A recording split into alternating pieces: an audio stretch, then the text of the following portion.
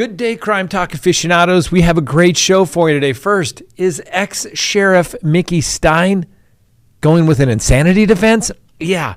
2 cold cases solved. One guy, funny how that works. An Arkansas couple who likes to spend their spare time with children finds out their fate for wanting to do terrible things with children. A fire chief is gunned down helping others. We have this day in legal history and our dumb criminal of the day. Let's talk about it. All right, lawyer.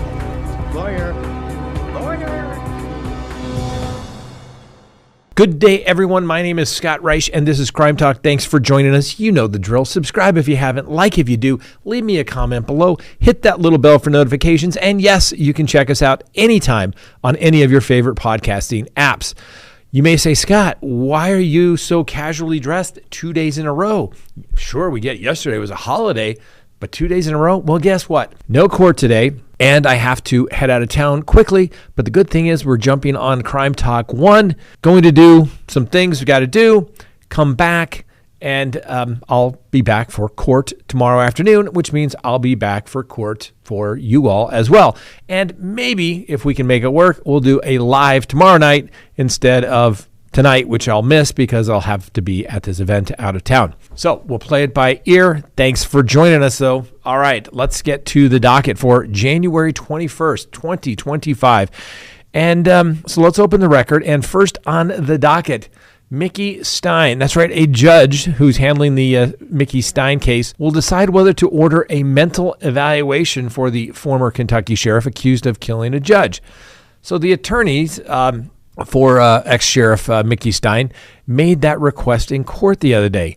Now, for those who don't know, Stine is accused of killing the Letcher County District Judge Kevin Mullins in his chambers last September, and video was released last year showing the shooting from the cameras within the chambers. Pretty straightforward. And an investigator said that Stines called his own daughter from Mullins' phone, and her phone number was on there. Stine then shot the judge just seconds later. Now, Stine's attorney wants him evaluated for criminal responsibility to determine if he was able to distinguish right from wrong at the time of the shooting. Now, the prosecutor is a little concerned by that request. The judge didn't grant that request either. In fact, the judge took it under advisement. So, listen, this is a straightforward case, all right? It's on video of the sheriff shooting his friend of some 20 years who went to his office after they had lunch, and apparently there was maybe some rift going on there. Some issue, could it be because of the litigation that was ongoing where the judge may have been involved or accused of some sort of inappropriate conduct with sheriffs having sex in his chambers? Could it be because there was something nefarious going on with the judge and his family? Who knows? We don't know for sure. But what we do know is the video speaks for itself. It has ex-sheriff, now ex-sheriff Mickey Stine, shooting the judge in his chambers multiple times, and the judge was defenseless. Let me give you a quick pointer on homicide cases. Very few defenses, ladies and gentlemen, okay? First, my guy didn't do it, right? They have to prove that it was the defendant, not somebody looked like the defendant, but it was in fact the defendant, all right? Here we got the video. Stine walks out afterwards and says, go easy on me or treat me fairly, something to that effect. All right, so ID is going to be a tough one, all right? It's on video. Second, self-defense. That's usually the next option on a homicide case, self-defense, right? Nope, judge wasn't armed. Judge wasn't threatening from what we can tell. Third, you go heat of passion, something so overwhelming to your psyche that you just couldn't control yourself. The classic case is you walk in, you find your spouse in bed with somebody else, you just can't handle it, and you shoot them, right? That's kind of the classic heat of passion type case. And then I guess you can go not guilty by reason of insanity. Well, clearly the judge is not insane. If his attorneys thought that somehow he was not competent to proceed, they would have raised that issue back in September when he was arrested, but they have not. I think this is a desperate attempt at trying to grasp for straws. If I was the prosecutor, I'd say, oh yeah, let's go get that mental health evaluation because it will be admissible against the sheriff in further proceedings. I think the defense may want to rethink that request, and maybe the judge will protect Mickey Stine and his lawyer from themselves in this particular case. And let me give you the final defense in a homicide case, ladies and gentlemen. We talked about ID. We talked about self-defense, heat of passion. The last one and the final one is the dead guy deserved killing. That's what you got to go with sometimes. The world is a much better place when the dead guy is dead. A little tough with the judge, but that's where it stands. Now, we'll obviously give Mickey Stines the presumption of innocence because he is entitled to that. But I think the defense for Mickey Stein is grasping at straws. Next on the docket, 2 cold cases, 1 guy. That's right. Funny how that works. That's right. A man awaiting trial for a Denver cold case death is now accused of fatally strangling another victim in San Francisco 30 years ago. So according to the San Francisco Police Department, on May 2nd, 1992, Nancy Hernandez was found dead in a utility tunnel on Hang Alley. Police said Hernandez was homeless and stayed in the space where she was found. Now, the San Francisco office for the chief medical examiner determined that Ms. Hernandez had been beaten, strangled, and sexually assaulted. And in 2005, police sent in DNA samples to the crime lab for further investigation. The case eventually went cold. The San Francisco Police Department's cold case unit reopened the case again in 2023, and the DNA profiles were entered into the combined DNA index system known as CODIS. Investigators named Ricky Dawson as a suspect, and authorities issued a warrant for his arrest back on January 2nd for the charge of murder. And of course, the police chief comes out with we will always keep solving these cases. We'll keep looking. We will get you because the Hernandez family needs justice. I get that. It's true. Anyway, now Dawson is accused of 3 other sexual assaults from Panama Beach, Florida, Seattle, and Denver. He'll be extradited back to San Francisco following his trial in Denver for a separate cold case. Now, according to the Denver District Attorney's Office, Dawson allegedly killed 35-year-old Terry Turachak, who was found deceased in her apartment back in October of 1996, and police determined that she died of strangulation and blunt force trauma. The charges of murder and attempted sexual assault were filed back in 2023. Now, Dawson pled guilty to second-degree murder in Panama City, Florida back in 2004, and he has been released from the Florida Department of Corrections, hence the reason he's making his way back west and ultimately going to San Francisco after the state of Colorado is finished with him. All right, ladies and gentlemen, an Arkansas couple who likes to spend their free time hanging out with small kids, well, they found out their fate. Now, I know you say, Scott, why do you keep mentioning this? Listen, be careful. You're kids, man. The greatest thing you can do is have children. It's the best thing. It gives you a reason to basically go forward in life, to create productive members of the community, okay? But you got to get them there to adulthood, and you got to protect them. Every mother, father in nature protects their young, right? Mothers always protect their young. I had a judge was sentencing a client for killing her young child, and he said, what you did was terrible. Throughout nature, mothers protect their children, okay? That's their job. They're mama bears, right? And so you got to protect them. Be careful. Be careful who your kids are around, all right? So let's talk about this Arkansas couple. They found out their fate, like I said, for doing terrible things to children or wanting to. So after these two pled guilty to child crimes back in September of 2024, this Arkansas couple was sentenced to a combined 31 and a half years in prison without the possibility of parole. Benjamin Coney and Emily Brinley, both of Conway, Arkansas, appeared in the U.S. District Court in Fayetteville, where Judge Timothy Brooks handed them their sentence for online enticement of a minor. Now, Coney was sentenced to 210 months, that's about 17 years, followed by 25 years of supervised release, that's parole. And Brinley received a 14-year sentence with a 15 period of supervision. Now, despite their federal convictions, they also faced some state charges as well. Coney faces charges of conspiracy to commit rape, internet stalking of a child, and 30 counts of distribution, possession, and viewing of child abuse material.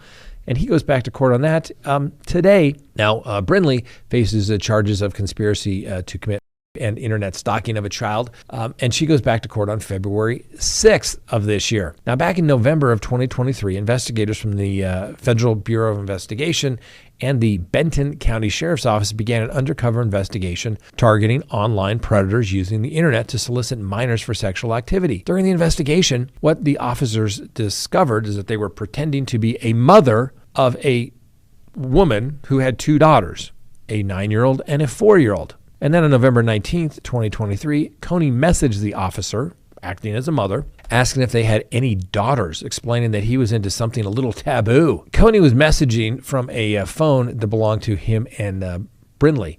And then on November 27th of 2023, Coney discussed specific details of performing activities with the purported 9-year-old and the 4-year-old girl. Now, Coney continued speaking with undercover officers who was posing as the children and as the children's mother, and requested that they be able to travel to meet them. Coney and Brindley reportedly arranged to travel from Conway to Bentonville to engage in this activity with the minors. Needless to say, didn't quite go as planned. The two were arrested, and Coney's phone was searched, and investigators found 76 video files and 176 images of child abuse material, ladies and gentlemen. Anyway, the couple was indicted in federal court after their arrest back in 2023. In May of 2024, they pled not guilty to various charges. And then on July 25th of last year, Brindley took a plea agreement and changed her plea to guilty of attempted enticement of a minor to engage in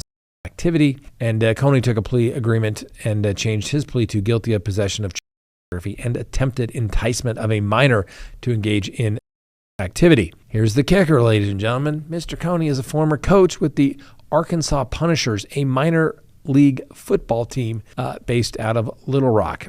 Needless to say, the Punishers said that Coney is no longer with their organization. So, ladies and gentlemen, you got to check people out. This is great segue. Go to crimetalksearch.com. Get that background subscription service today so that you can do a background search on anyone you desire here in the United States. And you're literally going to get that report while you wait. And it's going to have all types of information about that individual. Are they married? Are they divorced? Do they have a criminal history? Are they on one of those sexual registries? That's right. All that information literally emailed to you while you wait. And remember, you can cancel at any time. So whether you want to do one search or 1,000 searches a month, you can do it. All right, next on the docket, fire chief gunned down trying to help others. So new information about the shooting of a Alabama fire chief by the name of James Bartholomew Cawthon, who was killed Sunday while helping a stranded couple after they had hit a deer on the rural Alabama road. So investigators suspect that William Randall Franklin allegedly opened fire on Cawthon and the driver without warning as they approached Franklin's home while they were seeking help. The deadly shooting occurred about 5 p.m. Now, investigators believe as Chief Cawthon was leaving the property, he noticed a vehicle had struck a deer. He stopped to help the driver and the driver's wife. The police said that the fire chief and the driver, unable to call for help due to poor cell phone, decided to take a quick walk to the nearby residence to ask for assistance. Now, when Cawthon and the driver approached the driveway, investigators believe that William Randall Franklin walked outside his home and began shooting at the two men without warning. Both men were struck. The driver was armed, returned fire, wounding Mr. Franklin. Now, Chief Cawthon attempted to cross the street but collapsed in a ditch and died of his injuries before help arrived. Now, the driver, despite his injuries, is expected to recover, and the driver's wife never left the car and was uninjured throughout this shootout. Now, Mr. Franklin, the shooter, is expected to survive and will face a murder charge upon his release from the hospital. Now, it is not yet determined what prompted Mr. Franklin to allegedly open fire on these two individuals. We're going to follow that one. That's just a tragedy indeed. But it just goes to show you there are probably two dead people and possibly even the wife if the other gentleman was not armed to protect himself and fired back and shot the bad guy with a gun. Next on the docket, this day in legal history.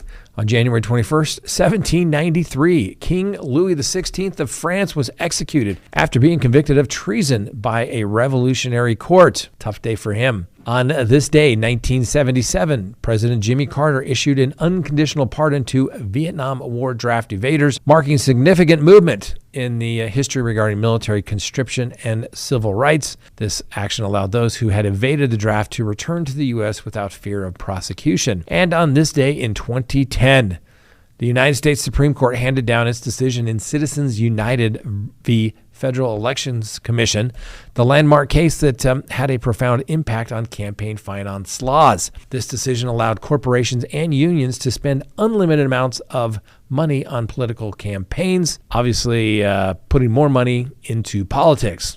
I don't know what you believe. Obviously, it's a free speech issue. But, my humble opinion is maybe a little less money would be good. Or I think it should be like judges. You can take money, if you're a politician, from people to raise money from. But if there is an issue that comes up regarding those people that you took money from, guess what? You have to recuse yourself and you can't vote on it. Now, I don't think that'll ever happen, but that's just my little wish list if I were king for a day. And finally, our dumb criminal of the day.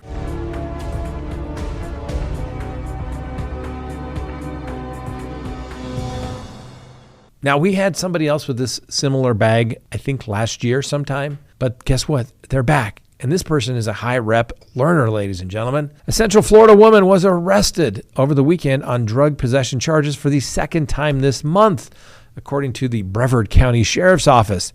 Now, during her most recent arrest, she was caught carrying drugs in a bag with the words, "Definitely not a bag full of drugs." Meet Taryn Acri of Melbourne, Florida, and she was booked into the Brevard County Jail on Saturday on several drug charges. Deputies arrested Acri after pulling over a vehicle in which she was a passenger in the car. The driver consented to a search of the vehicle, asserting that there would be nothing illegal inside. Little pro-practice tip here, ladies and gentlemen. Even if you have nothing inside, you don't have to consent to a search of your vehicle. And when you do, guess what?